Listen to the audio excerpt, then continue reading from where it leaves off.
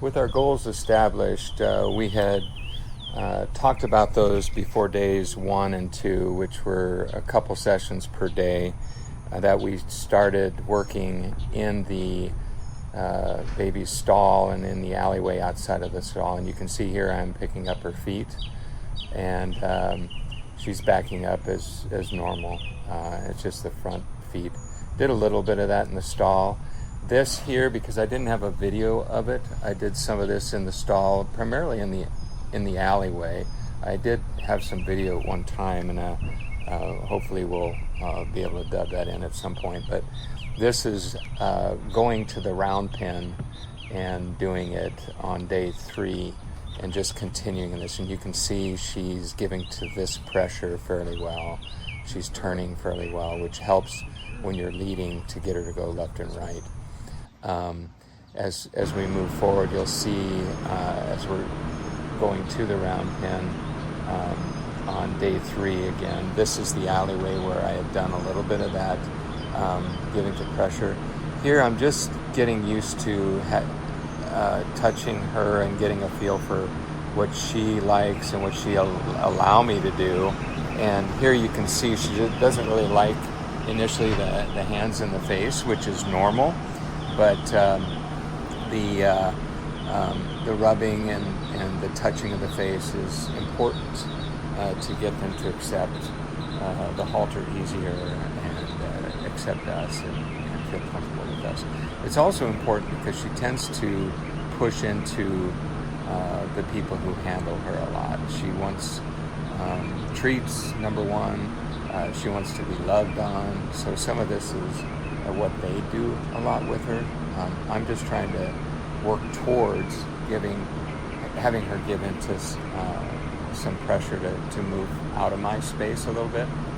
So we need a little bit of work on this in terms of backing up and that kind of thing. So I'm going to go ahead and put the halter on, and you can see that she accepts the halter fairly well. So they've already done this part and did it quite nicely. And so we'll put this on, and then we'll walk her to the round pen. Now, as you watch me put this on, I do want to say that I've talked to a few people over the years about different places that I take a young baby, and every time that I mention I take them to the round pen, they cringe. And I shouldn't say horse trainers necessarily, but there's some people who do. Because some people's impression of the round pen is that it's a place that you go and you work the horse in circles until they submit to you. That's not what a round pen is for me. A round pen, like the stall, is a classroom. Like the alleyway outside of her stall, it's a classroom. It's a place where we do stuff.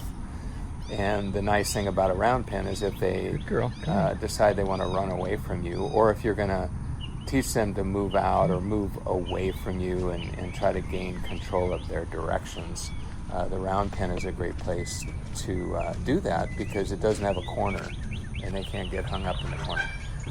Now you can see here she's leading fairly well, and we did some things for the previous 2 days to get her to move side to side, to give to the pressure of the lead rope. I'm not tugging on her, I'm not pulling on her. I guess I am tugging, but I'm not pulling and yanking on her here. There are a few times within the video that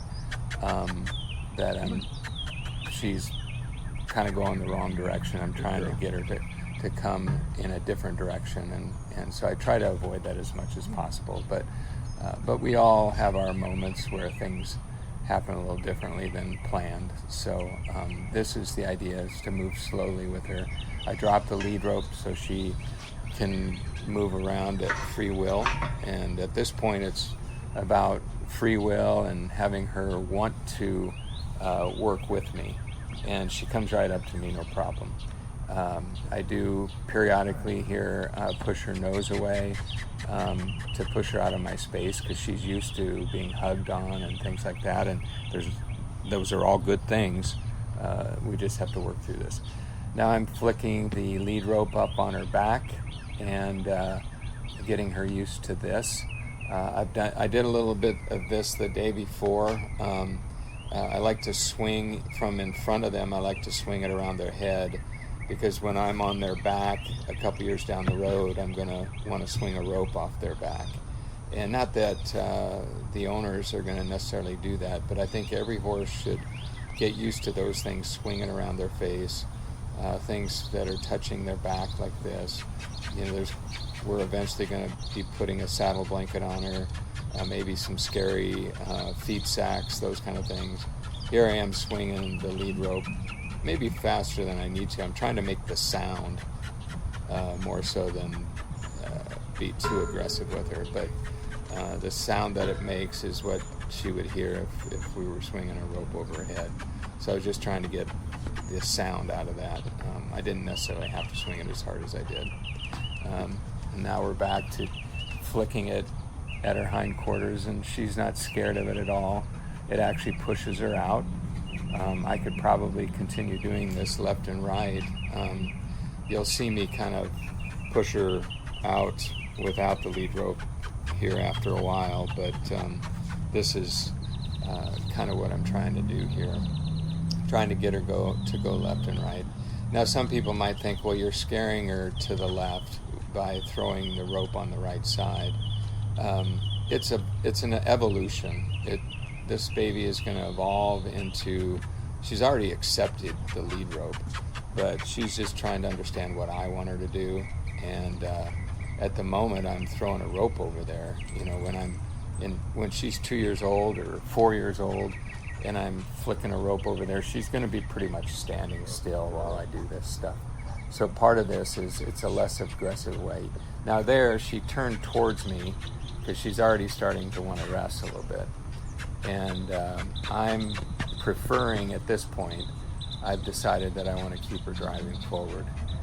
She's telling me that she doesn't like that too much, which we've all experienced that. That little kick up doesn't concern me. Just got to be aware of these kind of things could happen. There she's telling me again. And so that time I just flicked it on her rear end to tell her, the only reason I moved her out a little bit more here is because she did kick up. And I don't want that to be a regular occurrence, especially not for the owners. She's moving around fairly calm here. Now she's getting a little excited. Her mom is on the outside of this round pen. Her mom isn't worried necessarily. She's used to me being with her, but she is over there on the other side of the gate where we came in, but she's not right up to the fence as if she's concerned. We're working around a little water puddle that's in the middle of the round pen. That's actually good. Horses are going to need to walk across water, so the more you can work them through puddles and stuff like that, the better it is for them. Here she's getting bothered by me and irritated more so than anything, and she wants to go out to her mother. And so I've made the decision at this point, even though this is just our third day and she's pretty young, we don't have to be too aggressive with her, but I've made the decision that I'm going to move her away from her mother. I'm letting her stand here. I did ask her to stop, and she doesn't know the commands yet, but the more we talk about them, the more she's going to learn, and so that's okay. I asked her to whoa, and she stood there for a little while. She's now moving around again. She's definitely focused on her mother, and I've just decided that I want to see if she can keep moving back and forth upon my command. And so here I asked her to whoa, and she didn't stop, which is not surprising given her age, and she's just starting this stuff. But every 1% that we teach them today is going to help them tomorrow. And I'm just starting that process of whoa and making sure she stops upon that command. I've put the lead rope back on her, and I've decided I'm going to move her side to side, see if I can get her to turn into me, maybe do a little bit of flexion at the pole. I've calmed her down a little bit here. Right there I pushed her back because she has a habit of walking into us. because she's used to, if she gets up there and touches her nose on you, then everything calms down. So I want her eventually to learn to stand, maybe 3 foot back and just stand there, about in that general vicinity right there. She hasn't figured out what I want at this point, so when I pushed her back, then she's backing up further. But now we got a pretty good space there. I think that's okay. That's 2 feet, maybe 1.5 feet. But it's better than walking right up and butting her head or her nose into my chest. And she's looking at me, just relaxing, looking at her mom. Now she took a step towards her mom, so I pushed her back. So now we got her looking away from her mom this time, and she is focused on me, which is a good progression. And I'm just petting her. I took the lead rope off, and I took her entire halter off, and of course she turns to look at her mom, and I'm going to hang all this stuff up. Now we're just going to move her around, free will like, rub on her face a little bit, get her to relax a little bit more. This has been about 10-11 minutes into the session, and we could pick a place here to quit, and it probably wouldn't hurt. But it's not a bad thing that I kept going. I want to get her to a point where I can get her to stand and I can pick up her feet. I had made the decision early on in this process that I wanted to get to a point where I could pick up her feet. So I've taken off the halter and the lead rope just to do a little bit more of free will movement, trying to get her to stop without the halter on and stand still. And I'll progress through this as we go. Just trying to drive her one direction or another. And as you see videos after this, several days out, maybe a week out, she's accepting this fairly well. One of the hardest things with this young filly is to get her over being the boss of the people, because she pretty much gets treats whenever she wants.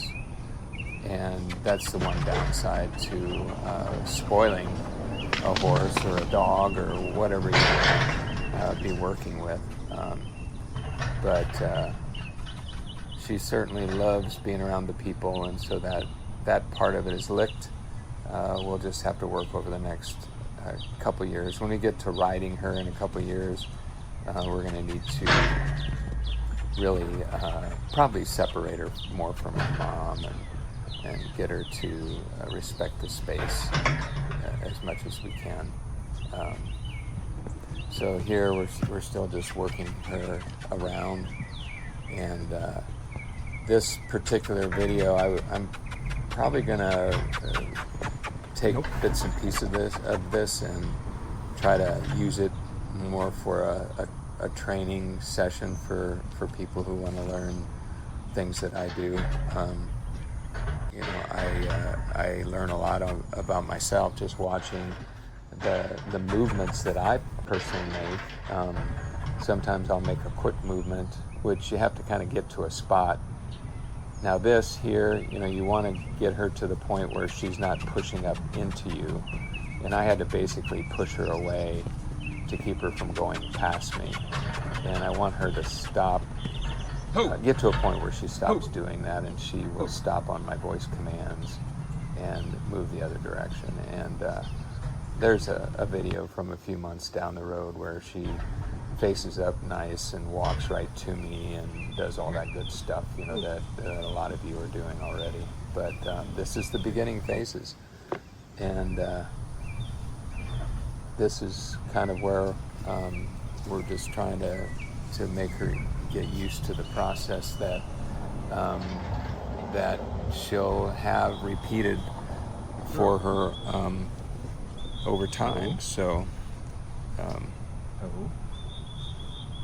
now we're just rubbing on her a little bit, trying to get her to back up. Backing up is something that is very important. I'm electing to do this without pushing on her nose. and now I've got her standing still. I just want her to calm down here at this point. You'll see me put my hand on her nose, and I think I showed it at the beginning when I put the halter on when we were in the alleyway outside her stall. I try to just leave a fully open hand when I'm touching, like right there. I'm using my thumb and rubbing her. That's a very light touch that I've got. So you don't want to put too much hard pressure down low on their nose, as you know they've got their nasal cavity, that the openings on both sides of the bridge of the that are the nasal cavity entries go about halfway up between their nostril and their eye, and so you got to be aware of where that's at. You can put pressure there about where the halter puts pressure, and nothing's going to happen. But if you took a stick and whacked them across their lower part of their nose, you could break that bone pretty good. I've never put enough pressure on by touching their nose to cause that. In fact, I will back them up by having an open hand about halfway up their nose, and I'll generally take my other hand and thumb and put it into their shoulder if they're not listening to me and I need them to back up. So we've decided to go ahead and put this on, and you can see she's following me around at will now. It's something that she's was doing on the way over, was a little slower, if you will. Now she's following me good. She did, as you notice there, go all the way up to my chest, and I had to back her off, and now she's respecting my space a lot better, which was the goal of this session. Now she walked all the way up to me, which is fine. I'm not real concerned about that because she stopped. I gave her a little more of a gentle cue to not push into me, and then as I backed up, she stayed there for just a little bit. Now she was walking faster than I was, and so I felt it necessary to grab her lead rope and get her to slow down. So we'll just work on this over time, and down the road we work her in the arena, and we go around the barrels, and we go over some of the barriers that they have for some of the jumpers, if you will, laying down the PVC pipe and just walking over those things, and she loves that kind of stuff. She likes the games. This is all the beginning foundation of being able to do that kind of stuff, and she's leading just as, you know, this is our third day, and she's leading very, very well compared to what she was doing for them. You know, they were pulling her basically, and so we've been just trying to get her to give to pressure. And I think it was either this day or the next day, the owners led her around and were pleased with how she was doing. And even though I didn't have this on the list of priorities, our eventual goal is to go from this to getting her to go into a trailer. And we actually do that fairly soon in she's on a 30-day training plan, and so we're just trying to do some initial stuff for her, and then they're going to take a break for a few months.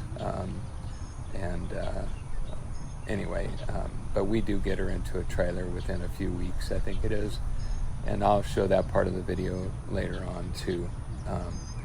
But we're about a minute and a half left in this video, and I'm trying to just get her to a good spot to quit, and that was really good stuff there, just leading around, and now we're to the point that I showed at the beginning of the video where I'm picking up her feet, and I want to do this over and over again this first week to the point where I can get her back legs pretty good. Now she spun around and wanted to go to her mother, and so I pulled her back over. I'll just keep doing this a little bit, and then I'll put this lead rope back around her hindquarters and get her to turn around a little bit. We've done a lot with her today. It's about a 20-minute session, and so we just want to end on a good spot. Always end on a good spot. Want to get them to a point where they want to do this. And this little filly got to a point where she walked into the round pen because she wanted to play the games and stuff. down the road we'll show her going across several obstacles, going across a blue tarp and that kind of thing. So pretty good first 3 days for this baby, and really appreciate the opportunity to work with her, and she's doing very well. And so we'll continue doing this and